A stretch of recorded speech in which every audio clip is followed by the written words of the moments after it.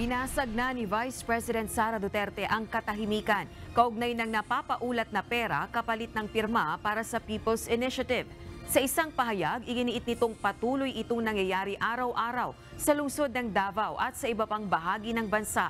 Ayon sa Vice President, isa itong uri ng pananamantala sa kahirapan ng mga mamamayan at kawalan ng respeto sa karapatang magdesisyon ng malaya, walang takot o impluwensya gamit ang salapi. Nababahala rin umano ito sa travel advisory na inilabas ng pamahalaan ng Canada laban sa pagbiyahe sa ilang bahagi ng Pilipinas dahilan umano ng mga insidente ng terorismo, krimen, armadong sagupaan at kidnapping.